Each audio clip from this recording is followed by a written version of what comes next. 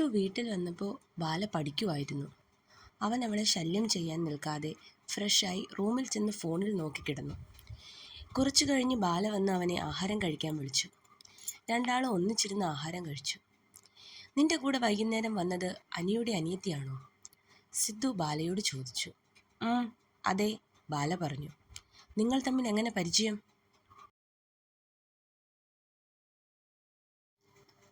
ഞാനും ആവണിയും ശിവാനിയും കോളേജിൽ first day തന്നെ ഫ്രണ്ട്സായവരാണ്.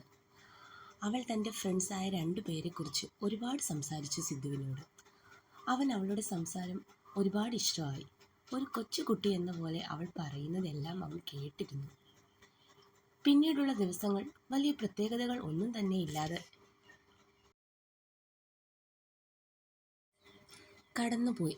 ബാല കോളേജിലേക്കും സിദ്ധു വർക്ക്ഷോപ്പിലേക്കും എന്നും പോകും. അവൻ തന്നെ അവളെ ബസ് സ്റ്റോപ്പിൽ കൊണ്ടാക്കും. അവൾ എന്നും കോളേജിൽ പോകുമ്പോൾ അവനെ കെട്ടിപ്പിടിക്കാറുണ്ട്. അതെന്തിനാ എന്ന് അവൾക്കും അറിയില്ല. പക്ഷേ അവൻ അതിനെ തടയാനും പോയിട്ടില്ല. വിവാഹം കഴിഞ്ഞ് 1 മാസം ആവാറായി. എന്നാൽ അതിലുപരി വലിയൊരു അടുപ്പമൊന്നും രണ്ടാളും തമ്മിൽ ഉണ്ടായിട്ടുമില്ല. കോളേജിൽ ബാല വരുന്നതും കാത്ത് ആവണി ഉണ്ടായിരുന്നു. ശിവ എവിടെ? അവൾ രാവിലെ അമ്പലത്തിൽ പോയിട്ട് വരാമെന്ന് പറഞ്ഞു. ഇന്നെന്താ അമ്പലത്തിൽ പോവാൻ? ബാല ആവണിയോട് ചോദിച്ചു. ഇന്ന് അപ്പുക്കുട്ടൻ്റെ പിറന്നാളാണ്. അതുകൊണ്ട് അവനെ കൂട്ടി അവൾ തൊഴാൻ പോയതാ. അവൾ വന്നോളും. നമുക്ക് ക്ലാസ്സിൽ പോവാം, ബാല പറഞ്ഞു. ഫസ്റ്റ് പീരീഡ് ആദ്യ സാറിൻ്റെയാണ്. ലേറ്റായി ക്ലാസ്സിന് വന്നാൽ പിന്നെ അത് മതി സാറിന്. ശരിയാ, അല്ലെങ്കിൽ തന്നെ ശിവ മുമ്പ് ലേറ്റായി ഒരിക്കൽ വന്നപ്പോഴേ സാർ അവൾക്ക് ലാസ്റ്റ് വാർണിംഗ് കൊടുത്തതാ. അവൾ വന്നോളും. അപ്പുവിനോടൊപ്പം അമ്പലത്തിൽ നിന്ന് ഇറങ്ങാൻ നേരമാണ് മാഷിൻ്റെ ഭാര്യ ഗോമതി തല ചുറ്റി വീണത് ശിവാനി കണ്ടത്. അവൾ ഉടനെ തന്നെ ഗോമതിയുടെ അടുത്തേക്ക് പോയി. അവരെ വിളിച്ചു നോക്കിയിട്ടും മുഖത്ത് വെള്ളം കുടഞ്ഞിട്ടും എണീക്കുന്നില്ല. അപ്പുമോൻ വീട്ടിലേക്ക് പൊക്കോ, സ്കൂളിൽ പോവാൻ സമയമായില്ലേ. ചേച്ചി ഇവരെ ഹോസ്പിറ്റലിൽ കൊണ്ടുപോയിട്ട് വരാം. ശരി ചേച്ചി. ശിവാനി പെട്ടെന്ന് ഒരു ഓട്ടോ വിളിച്ച് അവരെ തൊട്ട് അടുത്തുള്ള ഹോസ്പിറ്റലിൽ കൊണ്ടുപോയി. ഡോക്ടർ ചെക്ക് ചെയ്തു. പെട്ടെന്ന് ഷുഗർ ലെവൽ ലോ ആയതാണ് തലചുറ്റി വീണത്. അല്ലാതെ വേറെ കുഴപ്പമൊന്നുമില്ലെന്നും കുറച്ചു കഴിഞ്ഞ് വീട്ടിൽ പോവാമെന്നും ഡോക്ടർ പറഞ്ഞു. അത് കേട്ടപ്പോൾ ശിവാനിക്ക് സമാധാനമായി. മോള് പൊക്കോളൂ. എനിക്ക് വേറെ പ്രശ്നമൊന്നും ഇല്ലെന്ന് ഡോക്ടർ പറഞ്ഞല്ലോ. അത് സാരമില്ലമ്മേ, ഞാൻ അമ്മയുടെ വീട്ടിൽ അറിയിക്കാം. അവർ വന്ന് അമ്മയെ കൂട്ടിക്കൊണ്ടു പോകും. ആരുടെയെങ്കിലും ഫോൺ നമ്പർ കയ്യിലുണ്ടോ? മോൻ ഇപ്പോൾ ജോലിക്ക് പോയി കാണും. ഇതാ ഈ ഫോണിൽ എൻ്റെ ഭർത്താവിൻ്റെ നമ്പറുണ്ട്. അദ്ദേഹത്തെ ഒന്ന് വിവരമറിയിച്ചാൽ മതി. അദ്ദേഹം വന്ന് എന്നെ കൂട്ടിക്കൊണ്ടു പോകും. ശരി. ശിവാനി ആ ഫോൺ മേടിച്ച് മാഷിനെ വിളിച്ച് കാര്യം പറഞ്ഞു. അയാൾ ഉടനെ വരാമെന്നും പറഞ്ഞു. ആദിയുടെ ക്ലാസ് ടൈം ഏകദേശം കഴിയാറായപ്പോൾ ആണ് ശിവാനി കോളേജിലെത്തിയത്. സാർ, എന്തു വേണം? ആദി കുറച്ച് ദേഷ്യത്തിൽ ശിവാനിയോട് ചോദിച്ചു. ഞാൻ ക്ലാസ്സിൽ കയറിക്കോട്ടെ?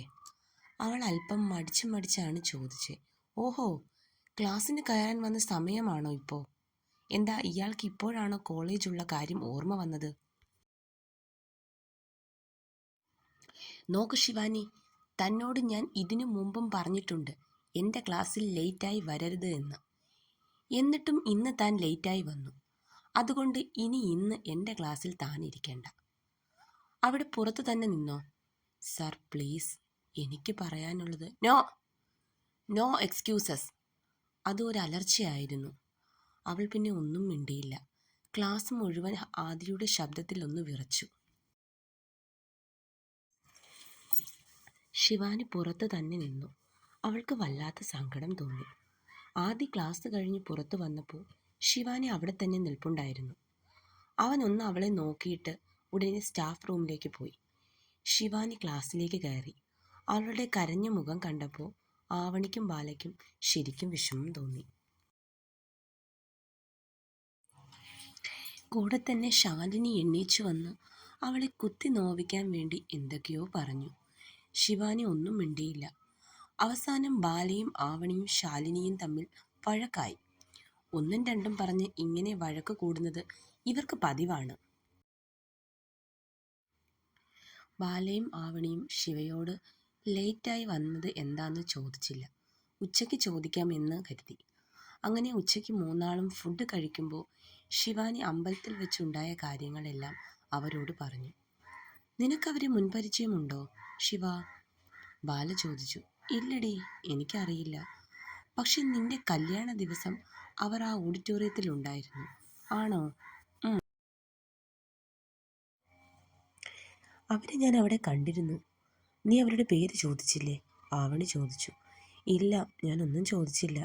മകൻ ജോലിക്ക് പോയ കൊണ്ട് അവരുടെ ഭർത്താവിനെ വിളിച്ച് കാര്യം പറഞ്ഞു. അപ്പോൾ തന്നെ ഞാൻ ഹോസ്പിറ്റലിൽ നിന്ന് പെട്ടെന്നിങ്ങ് വരാൻ വേണ്ടിയാണ് ഇറങ്ങിയത്. ഇവിടെ വന്നപ്പോൾ ആദി സാറിൻ്റെ കയ്യിൽ നിന്നും കണക്കിന് കിട്ടി. അത് സാരമില്ല. എന്തായാലും ഒരു നല്ല കാര്യമല്ലേ നീ ചെയ്തത്?